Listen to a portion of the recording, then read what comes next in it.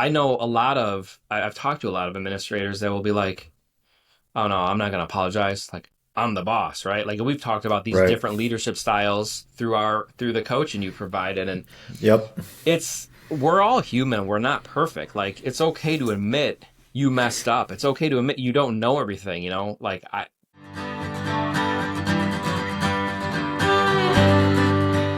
Mike Earnshaw, welcome to the Executive Dad Podcast. How are you? I'm good. Thanks. Thanks. I'm glad to be here. Thanks for having me. Yeah, Mike, before we even get into, you as a dad and your leadership principles, what is misunderstood about the leadership necessary to be an elementary school principal? Oh man. You're starting off with like a tough question, man. What's misunderstood about being an elementary principal? Um, I think I think what people don't realize is, I mean, for me, and a lot of things that I've been dealing with lately and reflecting on, we want to make sure it's not just like the school's running well, right? We want to make Right. sure our staff is feels safe, secure, supported, the students, and also like the family, and trying to like juggle all those. I mean, as well as student behavior testing, just all the managerial stuff that comes with the job, and then trying to have this positive collaborative culture. Like, there's so many boulders you're carrying on your shoulders every single day, and it just seems like you can have. I saw a great image the other day. It was like a Jenga tower, the game Jenga with the bricks, and you stack them against somebody. Yeah. Jenga tower was at the very top. It said, a great day, and the tower was falling over because next to it somebody had pulled one of the bricks from the bottom as like one negative thought. And like, sometimes you could have that one negative thing, like you've got that upset parent, and it could like derail your whole day, right? So I think some people that I talk to, like family, friends that aren't in education, think oh, you're just hanging out, riding your skateboard, having fun with kids like all day long, like it's like not a stressful job. Like, what are you coming home stressed about? But Right. it's that servant leadership. It's more than just like the kids and the staff in the building. It's like everything. um so there's a lot of components that go into it that I don't think people realize. They think of high school with all the different departments and facets, and you're getting kids ready to go off into college and careers and the trades. Well, yeah, there's still a lot of stress here trying to deal with all that. So, Yeah, I think across the board, educational leadership is more than people give it credit for, right? Obviously, I have a background working in the education world where a lot is misunderstood with how many people you are leading on a daily basis. People think like, oh, I'm an executive leader. I've got this team of 5 or 10 or maybe 100 employees. How many staff do you have in your school? I mean, counting every staff and every like level, from teachers to teacher aides, custodians, about 65, 70. So you've got 70 staff. How many students? Right under 500. We're around like 475. So we've got another 500 students plus at least two, if not more, parents per child if we talk step parents and those types of things. So just Right. the number of stakeholders that you are accountable to serve on a daily basis is incredible. Not to include the budget that I'm sure you're working with Right. and managing. You are truly an executive leader of a large corporation, but people don't give it the credit that it deserves. So that's why I'm excited to have you on the show and truly dive in. So, Mike, you are also a 16 and Aubrey 13. What do I need to know about the teenage years? I've got an 11-year-old boy and an 18-month-old girl. I got a little bit to go. What do I need to know about the teenage years, Mike? um, we'll start with my son. I've noticed, not saying he's easy, right, being 16, but it seems like the boys, at least in my experience, it's a little easier. Um, He's more go with the flow, kind of like, all right, he's got his things and what he wants to do and what he doesn't want to do. And, you can't tell me I know everything. Like last night, he actually, the day of this recording, he has his first job interview this evening. It's for like a ground, be on the grounds crew for the local Little League fields. Nice. And we're trying to like talk with him through it. Like, here's some things you would want to say and this and that. And he's like, no, I'm not going to say that. Like, I know. I was like, well, no, you don't know. Like, you have to take it seriously. Like, even like, it's a senior who's going to be conducting the interview. He's like, well, he's just a senior. He goes to my school. It's like, but it's still a job. Like, so trying to get him to know, like, no, dude, you don't know it all. Um, my daughter, she was easier younger, and lately, and dude, I saw when she was born, 13 years ago. I remember seeing something, advice to dads with daughters, and it was like 20 tips. And I remember reading through it. I read it, when my wife and her were still in the hospital that first night. I was home with my son. And I remember reading this chart, and there was one of the tips that I'll never forget was, when your wife and your daughter are arguing, don't pick sides, just stay out of it, right? And my wife and my daughter will butt heads all the time because she's very stubborn too, and she very much acts like she knows everything. And she, like my son, he doesn't mind sitting home. He'll sit home all weekend in the basement, playing video games and whatnot. He's fine with it. My daughter, she wants to be out. If she's not at practice or a game for, all the sports she does, she wants to be at her friend's house, always doing something. Um, so yeah, I mean, it's a lot of fun. Like, it's busy. Like, I thought things would like calm, when you got your kids and they're young and you got to follow them around everywhere. Right. Now we can go to a party and just sit back and we know like they're okay somewhere, and we'll text them when it's time to go and they come back and we Right. go home. But not like it's busy now. I mean, like my afternoons, like I get to leave work. There's track practice for both of them. My daughter does travel softball. That's about to ramp up with the spring coming. She does basketball, travel basketball. They both run cross country. My son's in choir, plus all these advanced choirs. So there's always something. And like my wife and I, who she also works, always trying to juggle and make sure, okay, who's got the schedule, who's getting the kids where, and that. So that I would just tell you, man, because I know your daughter's young, she's beautiful. When her and mom start butting heads, just I'm not gonna lie, like once my daughter leaves the room or she goes downstairs or she's outside, like of course I'm on my wife's side at that point, but like in the midst of it, I just I just stay back. I'm like, I'm not chiming in. Let them do their thing. I'll go start some laundry or do some dishes. Like, you guys hash this out here.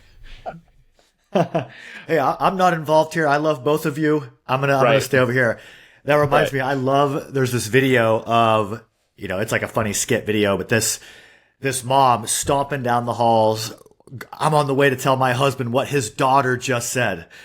And she goes into the bedroom and her daughter is already there, like hugged up on the dad, Right. looking at mom. And I'm like, oh my God, I'm in trouble. Right. So I love that. Mike, what is one area of growth you are currently working on as a leader?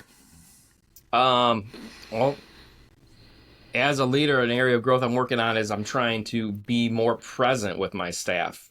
Um, I always thought I did a good job at being present, and then I've had the opportunity to work with an amazing coach. You might know him, you know, and it's you if the listeners haven't figured it out. But I've been able to like really reflect on myself and my practice. I've been the principal of my current building for 13 years. Like, that's unheard of. Like, most principals, kind of, they say the average is 4 or 5 years, and then they move on to kind of a new venture. Whether so for me being here 13 years, the staff has a very low turnover rate. So I've been with many of them this whole time. So I Yep. thought I had good presence and I was, engaged and involved. I'm hardly ever in my office.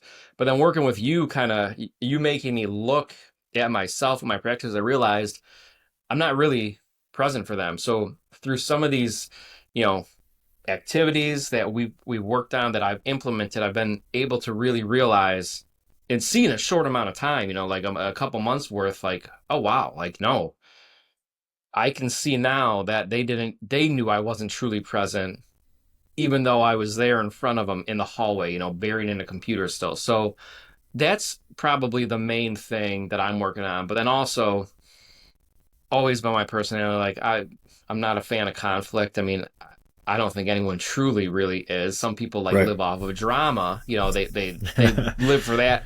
I don't, but I hate. I've never liked hard conversations. So that's another thing I've been working on is becoming more comfortable having those conversations. Because in my role, whether it's staff, students, parents, upper admin, like those conversations are going to have if it's for the good of our goal, our mission of what we're trying to do here in school. So Right. Yeah, absolutely. And I appreciate you sharing that little shameless plug yeah, that you gave me. Obviously, it's been amazing to work with you. And, you know, I credit you with, being able to step back. I think that's the beauty of the coaching experience. I'm not telling you anything. I'm just asking questions. And you've had right, these moments of clarity around, wow, maybe I'm not present. Like I want to be. What does that look like? And right. we analyze and we dig deeper and then we figure out what is that behavior change to actually be present for your teachers, for your students, for your family. And that's one of the biggest things I've seen across the board with men in general, with dads, with leaders, is how can we actually focus and what does that look like day to day on being present? So I appreciate you sharing that. Mike, let's dive in to your leadership principles. Number one, you said be yourself. Tell me more. So I'll try to make this a quick story. But when I got into educate, I grew up skateboarding, listening to punk rock. Before we had skate parks in every town, and it was acceptable. We were getting kicked out of parking lots all the time by the local police. So I always kind of stood out. Like even in high school, like there might have been one or two other kids in my high school walking around with a mohawk. So I've always done, kind of beat to my own drum, right? Even when I became an educator, like my classroom, my teammates didn't like me because they were more of, I mean, they liked me. They disagreed with my approach. Like they were more sit in straight rows, lecture, sage on the stage, where I was like, no, we're like going to collaborate. Let's put our desk in this order. Let's sit on the floor. Like we're having conversations. Um, and so I always did my own thing, and I always saw like I had like the least amount of classroom management issues with students. I saw a couple times we would do like our local assessments, and some of my kids would have the highest growth of the school. And I never set out there. I never was like, all right, guys, we're going to show them and get raise our test scores. I was just doing my thing like how I would have wanted to learn and experience school. So when I became an assistant principal, same thing. Like I did how I wanted, to lead, like was Right. myself. I became a principal, and all of a sudden I was like, oh man, now I'm in charge. I need to do what principals do, and I need to look at spreadsheets and answer phone calls. And okay, it's 10 o'clock. Let's go make sure everyone sees me in the building. And I come back to my office, and after like a couple of years, I hated it. I was like, there's no way, because I just turned 45. So this was what, over 10 years ago. I'm like, there's no way I'm going to be able to do this the rest of my career. Like, Right. this sucks. So I actually went to the NASSP, National Association of Secondary School Principals Conference, was in Chicago.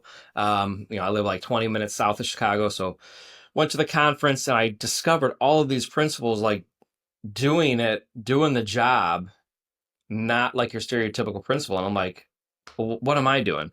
So I came back to school that next year in 2018, the 2018-2019 school year, and just was like, I'm going to be myself. I brought my skateboard in. I started sharing things about my life. I started like just doing things, like putting myself out there. Like I started blogging. I started a podcast with another guy and just got really involved in like, I'm going to take a risk and see what happens and be who I want to be. That's when I got the mobile desk, and I was in the classrooms and in the hallways, in the culture in our building. It was always positive, right? Right. But you saw a complete shift those first couple of years where the staff were like, I told them, do stuff that you've always wanted to do, but you've been afraid to. And people saw me being myself, and you could just sense they were like, well, I trust him. Like, he's not just saying it because that's what you're supposed to say, and then we're going to get Right. dinged later. Like, he truly supports us doing this. And we've seen so many different positive culture shifts by kind of adopting that mindset of being who you are, you know? Yeah, absolutely. You can only be you, Right. right? And when you become a principal or you become that executive, start buttoning up the tie a little bit. If you're watching on YouTube, I'm zipping my 3/4 up here.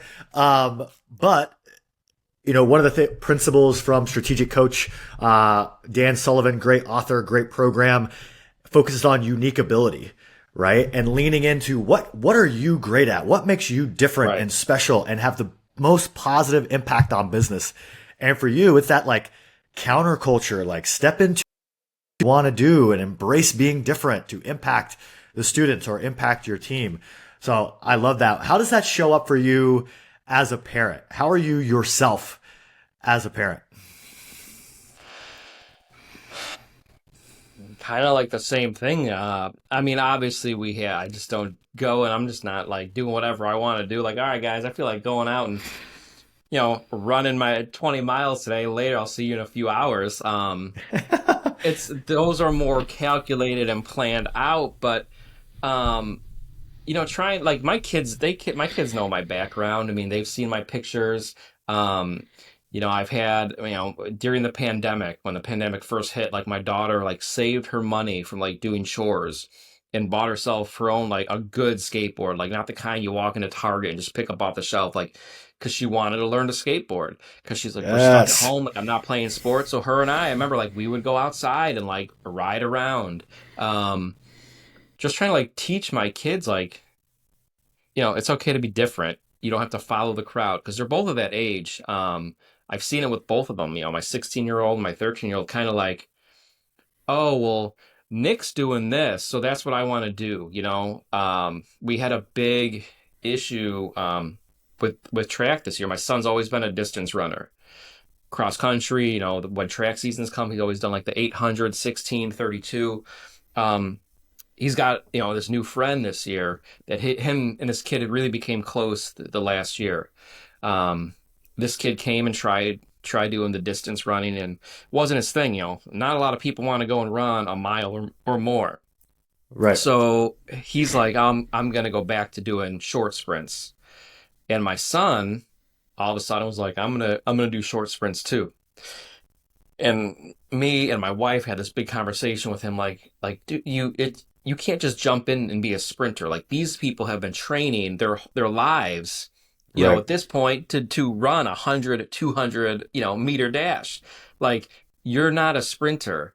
And he was going to the sprint practices like all through the preseason, and once their season started a couple weeks ago, they actually got an email from his coach kind of saying like he's kind of doing his own thing. Like, I try to explain to him like, Evan, like if you commit to sprinting, and once they did like the fly test and we got the results of all the athletes, I'm like, look where you're at on this fly test. Like this many people above you are going to be the ones in the meets. Like you're not even going to Right. be eating. Like you're just there to hang out now. Like be you. Like you can still be his friend.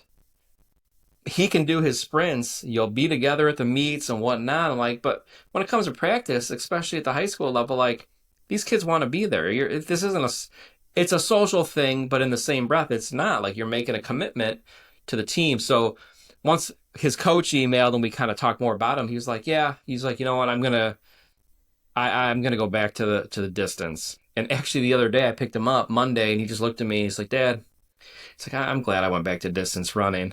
I was like, because it was nice out. I'm like, see, you get to go run outside. You're not tied to a track. Just they're running throughout the neighborhood practice, and I'm like, Yep. it's beautiful, bud.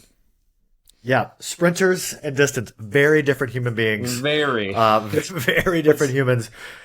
So number one, be yourself. Find that unique ability. What makes you special, and lean in there to create an impact. I love it. Number two, Mike, be honest. What does that look like?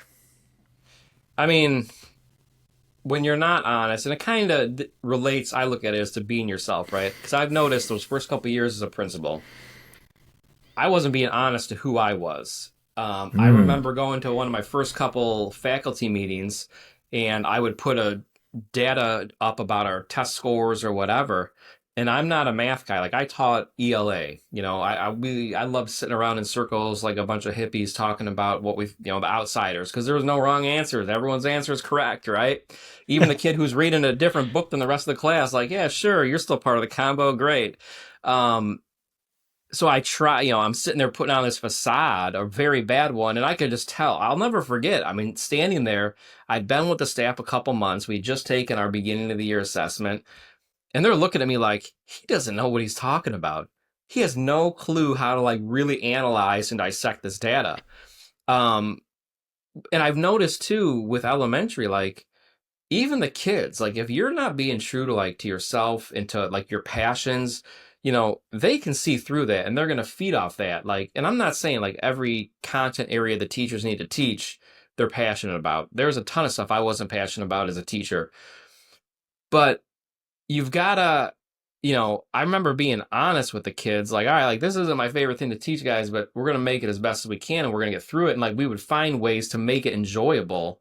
Right. And so that's what I think being honest is. And also, if you're not honest, like with everything, like if I'm lying about stuff that's going on, like, oh, are we moving teachers to other buildings and all this and that, like a lot of times I don't know, and I'll tell them like I don't know yet. We've been having conversations, we're still getting numbers in, and this is just an example. But like, and then when the time comes, and they're like, "You knew about this, and you've lied to us." I mean, it just destroys all that trust, and that goes the same at Absolutely. home. I mean, at home too. If you're not being honest to your spouse or your significant other, or even your kids, I mean, if you continually are lying to your kids, I mean, like not the blatant like, oh yeah, I can't even think of a dad example right now, but there's things like my son, like, have you ever tried cigarettes when you were growing up? No, buddy, never. I never tried to smoke ever. Like those types of things. Yeah, I get Right. it. But like blatantly like lying about things, like your family, the way I look at it, and I do a lot of like public speaking at education conferences, and I always start off with, I welcome everyone. My first slide is like all of my, accolades from being an educator, awards I've won, like shout outs to me. And then my next slide, I'm like, all that professional stuff is great. I'm like, but this is who I am. And it's a picture of my wife, 2 kids, and our dog. I'm like, this is who I really am, though. Like, because this is, the core of, what I live for. These individuals are going to come first. I mean, I love our staff and our students. I will walk through fire for them. Like, and we had a staff meeting Right. yesterday. I told them like, I will not stop advocating for what is right for you guys, what's right for our students. Like, just know behind those closed doors in the meetings, I'm still doing that, even if it doesn't look like we're making any progress. But my family, like, when I'm all done with this, Nick, like when I retire, I've moved on. I'm living on a beach, painting skate shoes for a side job. Like my family's the ones that are still going to be there for me. Like Right. all these people behind me in this building, we might keep in contact, but let's be honest, probably not. Most of them know. Like everyone kind of will go their separate ways and go on with their actual like lives. Yeah. So it's important to me. Like I can't destroy, those people that I know have my back. I mean, and all of them do. The school does, family. So that all makes Yeah. sense. Probably just ramble too much. Who knows? Yeah, it's okay. We'll clip that up. No, you Yeah. know I don't clip. No, so many good points there. I want to pull on a couple. One is, how honesty is connected directly to trust, right? A great book, Five Dysfunctions of a Team. The Yeah. foundation is trust, Right. right? If we don't trust each other, if your team doesn't trust you, if your kids don't trust you, your partner doesn't trust you, you can't move forward. Like you cannot get anything done without Yep. trust. And that absolutely comes down to being honest. And I think the most beautiful point that resonated was not only your kids at home, the kids at your school, your teams, your teachers, your partner, they see right through you. We Right. all think we're like this super sly, like Right. I'm just gonna get this through my team, or I'm gonna hide this from my kids. Like, newsflash, dads, newsflash, leaders, they are watching, they're Yep. observing, they know you better than you know you. And Oh yeah. if you are full of shit, like it sounds like Mike was in his first like brief to Couple his years. team, yeah, they are going to absolutely know it. Oh So yeah. be honest, be yourself, build trust, lay the foundation to actually get things done and make an impact on your family. Like you said, Mike, like they're the ones that are going to be around, right? Right. And your team. And another, that last piece you gave me about family, which I think is so powerful. I saw a post yesterday. Jason Kalipa, former Yeah. CrossFit Games winner, put a post up talking about like, I think it was dads or parents are the original influencer, Yeah. right? Like it doesn't matter what CEO or famous person or whatever, like you have the most important job as soon as your kids are born to positively impact them, to positively influence them. And I love Yeah. what you said, like none of it matters, right? If you listen to all those reports and people talk about people on their deathbeds, what do they care about? Their family? Did they live their life to Right. the fullest? They don't talk about work, Right. right? It's important. This is Executive Dad podcast, right? But we always tie it back to the family. So I appreciate you sharing that. Mike, two great rants from you and me. Moving on to number 3, be humble. What does that mean and what does that look like to you? Well, kind of, again, like all these points that I mentioned kind of tie in together, like being humble. Like, I'm not the type of leader, we've all seen like leaders where it's like the successes, they always claim like it's because of me. I've done this. Like, and I'm not like that. Like, no, like a teacher shows, tremendous growth on their assessments. They do something amazing for the community. Like they run a fundraiser and their kids, raise a bunch of money for the food pantry or whatever. I never, will claim that as me. We had something like a year ago.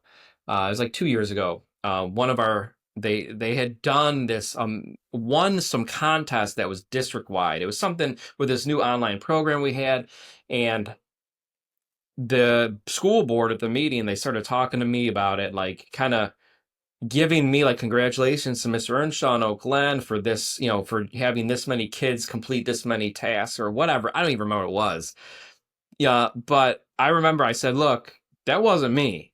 Like, I got Right? to give all the credit to our LRC director, Mrs. Mahoney. She took this under her wing and she ran with it, and was all her. And she texted me like at the, because she was watching the board meeting via Zoom, and she's like, "Thank you so much for saying that." But like, I'm not gonna take that credit. Like, and also like to me, being humble is like admitting when we're wrong. Like, I will go back to staff and tell them like, "Hey, look, I messed up. I'm sorry I said this. I'm sorry I upset you. I'm sorry I blew up on you. You caught me at a bad time, and I reacted, out of frustration and anger." I've called students back, like students that I've butted heads with and eventually have lost it. I'll never forget this one kid. Like, I mean, he went off on me. I was screaming back at him. And after the fact, I'm like, look, this is like a kid, right? Like, what if that was my kid? Because my own Right. son has had struggles his entire life. When he was in elementary school, they had him on a behavior plan, and I know they were working towards outplacing him, trying to. I mean, luckily the pandemic hit, and then he was home the rest of that school year. Um, so I kind of reflected on that, and I remember like it was like 6 o'clock at night, and I called the house. The mom answered. I'm like, "Hey, can I talk to Nick?" And she's like, "Yeah, okay, sure." And then she puts him on the phone. And I was like, "Hey, I just want you to know, like, I'm sorry the way I reacted today. I was frustrated, and you didn't deserve that much of a reaction from me." And he was a fifth or fourth grader, and he, said back to me, he's like, "Oh, I apologize too. I shouldn't have acted that way." And like, I said, "Okay, well, like when you come back to school," because he did have a suspension, like when you come back to school, like let's sit down and we're gonna work through like what we can do to make sure like this kind of doesn't happen again. Right. And we had a much better him and I had a much better relationship. You know, I know I've talked to a lot of administrators that will be like, "Oh no, I'm not going to apologize. Like, I'm the boss," right? Like, we've talked about these Right. different leadership styles through the coaching you provided. And Yep. we're all human. We're not perfect. Like, it's okay to admit you messed up. It's okay to admit you don't know everything, like my staff fully now knows I don't know anything about data analysis and looking at it. I pull in one of my teachers who is amazing at it, who loves to do it, let her kind of, delve into it, and then she'll come back and she'll explain it to me. So if I have to go to like district admin or my fellow principals, like it sounds like I know what I'm talking about. But at the same breath, like I tell them, like I have one of my teachers like help me look at this stuff. Like it's not my Right. expertise, and I'm not gonna pretend that it is. Right. Man, such a powerful example that I want to pull on. Think of, by you being humble, accepting that maybe I wasn't right in this situation, the example you set for that student. And I think that is something that not only leaders can do with their teams, like, hey, Mike, I made the wrong call. Like, you Yeah. did not deserve that, right? And also with your kids, something I try to do specifically with, obviously not my daughter. She doesn't know how frustrated I am Right. sometimes, Right. but with our son that's 11, obviously butting heads, he wants to go Right. this way. He wants to go this way.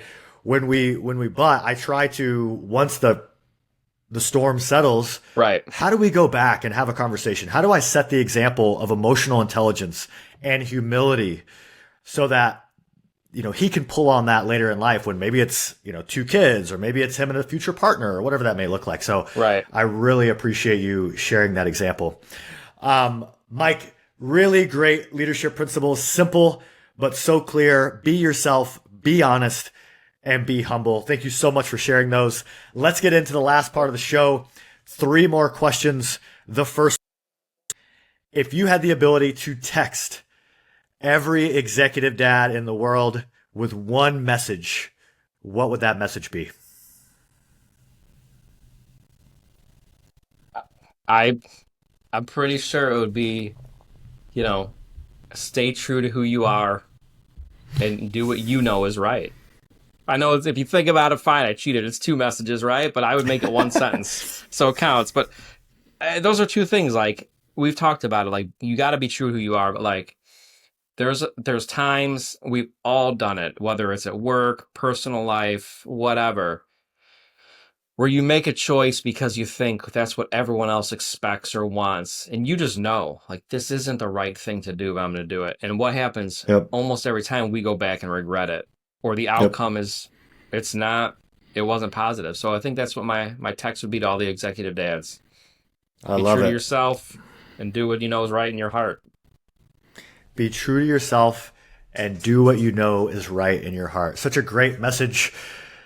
Question number 2, Mike, what is one habit, mindset, or tool that you have used or are currently using that set you up to be a strong leader, both professionally and as a dad?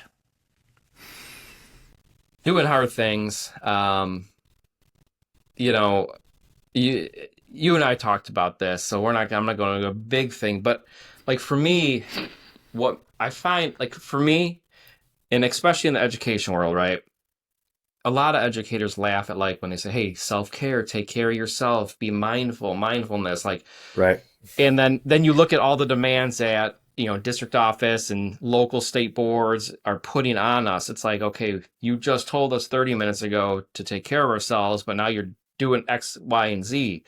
But it's very true because I've noticed, you know, uh, like I try to get up at like 4:45 every day, Monday through Friday. I will not lie, and I'm very honest about it. Usually I get 2 days in a row. Like today, I was like, no, I'm sleeping. Like my 2 days in a row, because I can't go to bed early. I should go to bed early to get my 8 hours, right? But I still go to bed after I sit down and I read. I get about 6 hours of sleep. So I notice like after a couple days of those 6 hours in a row, like let me get a good rest. But the Right. days that if I have more weeks than not, because my kids are older now, so I have to take care of my time, whether it's going for a run or like lifting weights or hopping on the Peloton. I live in Chicagoland, so there's some times where I'm not getting outside. Um, I need to get at least like 30, a strive for at least 30 minutes. Usually it's more, about 45 to an hour of some kind of movement, right? Right. And I've noticed like the days that I don't do that, or like the weeks, if I have like 2 days in a row where I haven't done any movement, or we'll just call it exercise, like I'm not like there's something off about me, right? Like I'm Yep. not focused. It's like you have this fog in your head. But like the days where it's funny because I just put a blog out today about getting that movement in for me first thing in the morning makes me better because I use the blog's based off the line from the movie Fight Club or the book Fight Club, where it's, after a fight, everything in life, the volume on everything in your life gets turned down. In the Yep. whole blog, the premise is I've now done pretty much one of the hardest things I'm going to do for the day. Like I went out and I ran 4 or 5 miles, right? Everything else is just easier. Like I've already released those endorphins. I've taken care of that. Now I can deal with these things. And I notice when I look back at my journaling, the days where I've really seemed to struggle and like question like what am I doing here? Why don't I go find another career? Those are the days like, oh well, I didn't run yesterday morning or this morning. But the days that seem like have been, bearable and doable and not so bad, it's like, oh, you are taking care of yourself. So it's true, like you have to. For me, that's in the morning because now the kids are older, and like when I leave work today, like it's gonna be traveling, taking Chaos. my, here. But Yeah, yeah, yeah. I think that's one of the most important things that's helped me as a leader and as a husband and father. Yeah, absolutely. Do hard things. I think it's episode 3. We had Danny Frazier on, and his one of his things he shared was, there's the pain of discipline or the pain of regret. Right? It's hard to Right, get up at 4:45. It's hard to go for a 5 mile run in the God knows what temperature outside of right, Chicago. right, Right? But then once you do that hard, that discipline sets you up for the rest of the day, right, right? And you're not regretting not prioritizing yourself so that you can show up and create a positive impact on your team, the kids, your family, all those things. So I right. love that. Do hard things. Mike, we've come to one of my favorite parts of the show. This is the Executive Dad Notebook, and our previous guest, Scott, left you a question, and then you'll get to leave a question for the next guest. Okay, All okay. right. So Scott Poor, electrical engineer, executive dad, his question for you: what is one thing you wish you knew before you stepped into leadership or before you became a dad? One thing you wish you knew.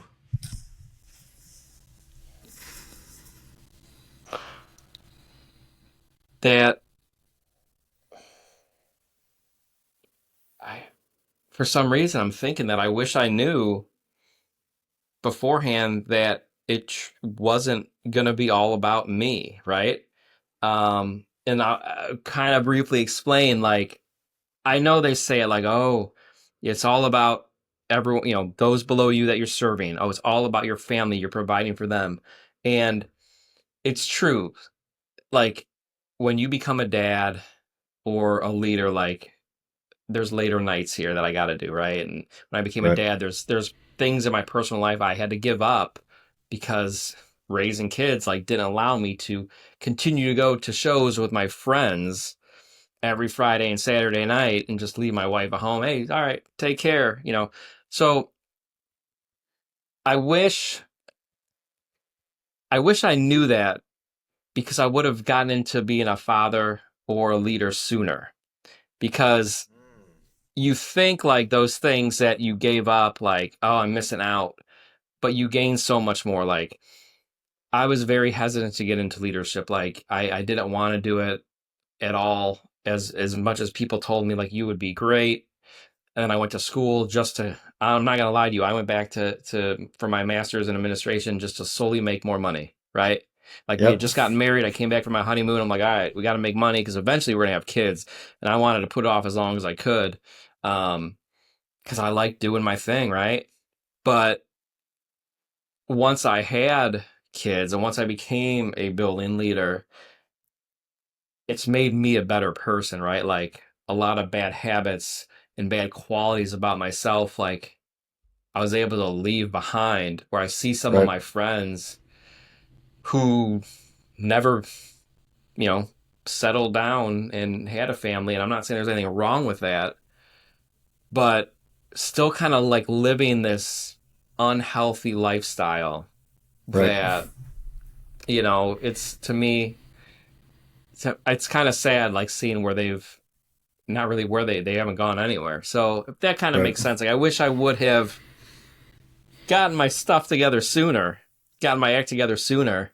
Because then my kids will be a lot older at this point. Me and my wife can go enjoy ourselves while we're still You can young. get back to doing stuff for me. uh, No, I think that's a beautiful thing. It's, it resonates with me. Obviously, I've got a stepson that's 11, but a daughter just 18 months, and I'm 40 years old. So I obviously waited a very long time. And for the longest time, didn't even know if I wanted to be a dad.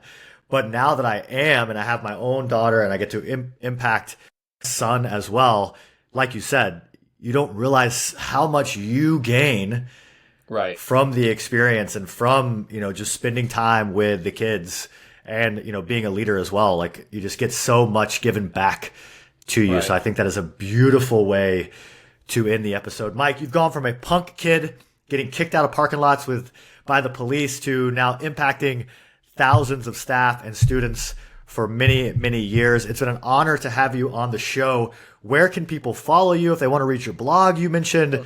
Where can people follow you and support you? Yeah, so Instagram, X, I'm trying out this Blue Sky thing. All Never even three heard of of those it. social, yeah, Blue Sky. It's like I don't, it's not really taken off, but there, everyone was switching over at one point. But anyway, my handle on all those is at Mike R Earnshaw. And then if you go follow me there, like you'll see, the link to the blog. I don't even know what the blog website is. Offhand, it's, some long thing that blogger made me Yeah, use. we'll link it. But yeah, we'll throw the link in there. I have a book out, the Educulture Cookbook, recipes and dishes to positively transform classroom and school culture. You can grab that on Amazon.